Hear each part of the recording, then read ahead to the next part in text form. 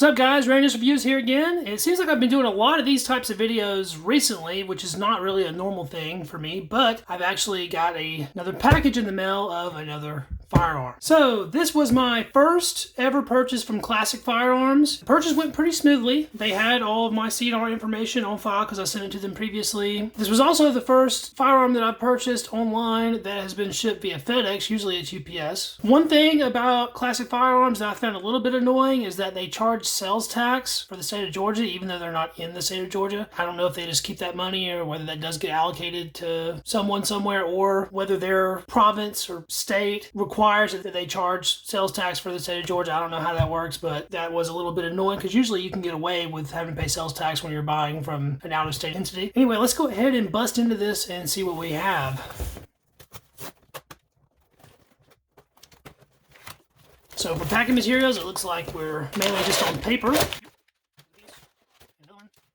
That's a little bit interesting. It looks like we have a USPS box. So we got a little bit of boxception going on. I'm not going to show all the information on this on camera because I don't know if they want that to be divulged, but I've never seen this before. But they actually sent me a copy of their federal firearms license with the package. It's a little bit interesting.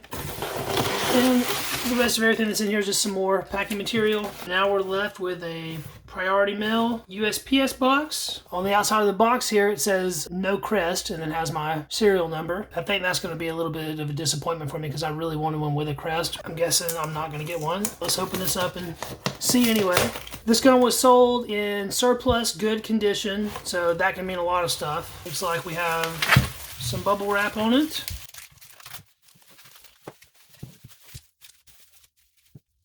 It is a Yugoslavian M57 TT pistol, which is a Tokarev made by Zastava. Let's safety check it right fast just to make sure everything's good. There's our magazine. This is actually a 9-round magazine. A lot of Tokarevs are only 8 rounds standard. And the chamber is clear.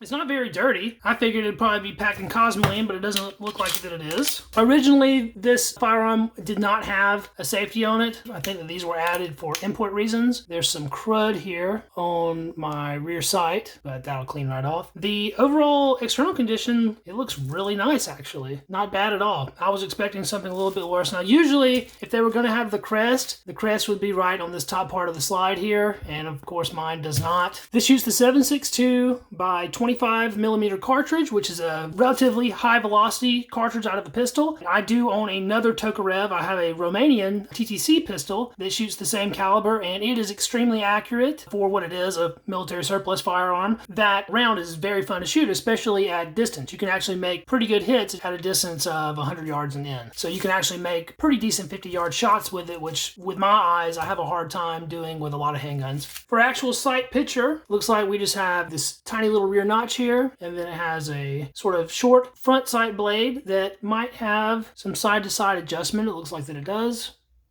This is your takedown lever, and I haven't took down a Tokarev in a while, but we'll just take a look at the internals right quick if I can remember how to take this thing apart. So we remove our magazine, we pop our little takedown latch back to the rear, and then our actual slide release is the pin that holds everything together.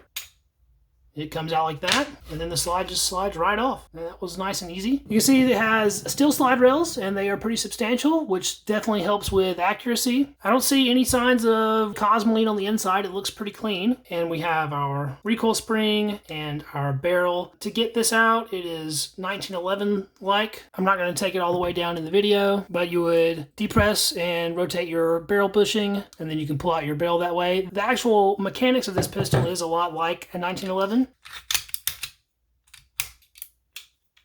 To put it back together, you just line up the ring, pop in your slide release, and then your takedown piece slides back on like that, and that should have it back together. On the grips, we have a star here with some letters, and then on the other side, we have what I believe is a Zastava logo, but I could be wrong about that. This will be my second Yugoslavian firearm that I own. The other Yugo that I have is a SKS, which you've probably seen before if you watch my videos. These cut serrations here that are supposed to give you grip, I do see a little rust in there, but other than that, the external surface of this seems really nice. I don't know how many of these are left for import, really. Military military surplus, CNR type guns are drying up and prices are really going up recently. That's why I've been really diligently searching for deals and purchasing a lot lately. The magazine on the Yugoslavian Tokarev is proprietary. I don't believe that it's interchangeable with any other Tokarev, whether it be Chinese or Russian or Romanian or what have you. I think they're their own thing. All the Yugos just work with Yugos. Looks wise, I'm very happy with it. I'm excited to take it out to the range and really have a look at what it does accuracy wise and function wise. My other Tokarev that I have has been extremely reliable and, like I said, pretty dang accurate for what it is, and I'll expect the same out of this. It feels really nice in hand. Tokarevs have a thin profile. This is not really a review video, but in case you've ever considered buying one of these or looked at Tokarevs in the past, or maybe you've never even heard of a Tokarev and it's something that you might be interested in. The original design was Russian by a man of the name Tokarev, I believe. It went all throughout the communist bloc. Countries all through the Soviet Union made them, which Yugoslavia was part of when it was a Soviet Union. These were in service as the standard Yugoslavian sidearm from 1957, which gives you the M1957 all the way through 1992. The Armory, Zastava,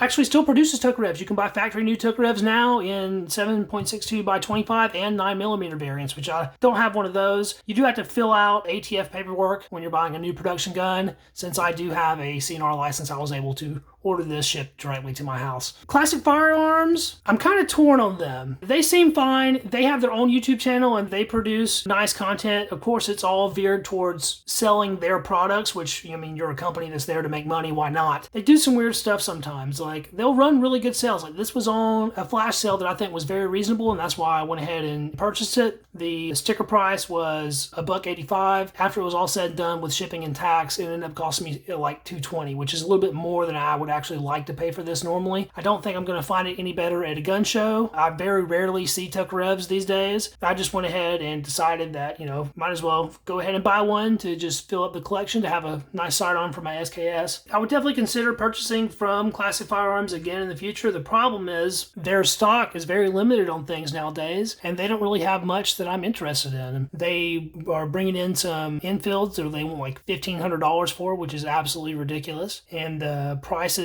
on everything they have is just like really elevated. You pretty much have to catch things on a sale. I think their Chinese SKSs are like $400 right now, and they will put those on sale for $350, which isn't that bad, but then you're still going to pay shipping and tax on it. So you're going to be back up to around $400 again after it's all said and done. If you don't have any other avenues to purchase things, and they do get certain things in, like they're the only website that's selling these for under $200 right now. I do think that they have some opportunities and they're worth looking at every now and then, but overall, I don't know that they are the best retailer to really be sinking your money into if you have a CNR license. Alright guys, thanks for checking out the video. We'll see if we can get a video of taking this one to the range with some of the other stuff that I've purchased recently. Thanks for watching. If you liked it, subscribe to the channel. I'll have more content in the future, both guns and ration reviews mainly, and maybe some other stuff too dispersed. We'll catch you in the next video.